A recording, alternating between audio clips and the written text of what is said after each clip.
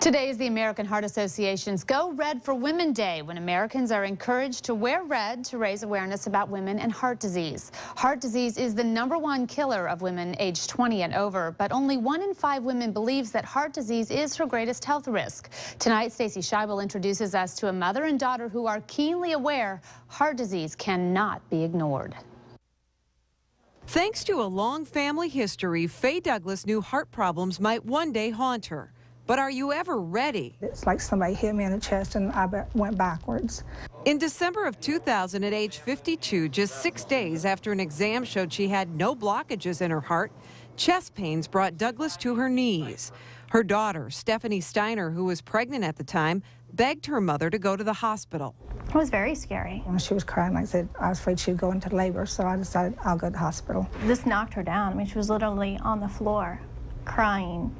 But yet we're thinking the same thing. She's just gone through all these tests that have said that she's fine, she's clear. Douglas needed help fast and ended up being airlifted to Tampa General Hospital. And I guess he didn't give my family a lot of hope for me to making it through the night. That was 8 years ago, and what a life-changing experience it turned out to be for Douglas and her daughter.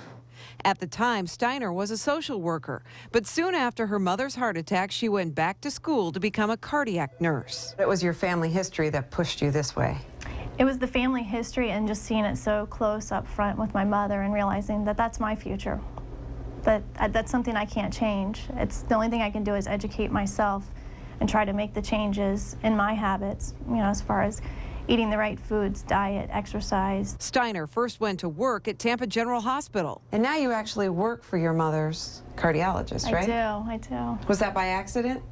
I don't think it is. To Steiner, it seems like it was all meant to be. I love it. I still get the chance to educate patients about their heart particularly and help them make those changes and answer the questions that they have, just as the doctors did for me with my mother. Douglas has since suffered 2 additional heart attacks, but is doing well despite that. She's very in touch with her body's warning signs and says she will never hesitate to call for help again. I know if I take my nitro and it don't go away, I call 911. I'm not going to take a chance of not being here to watch my grandchildren grow up. Stacey Scheibel, News Channel 8.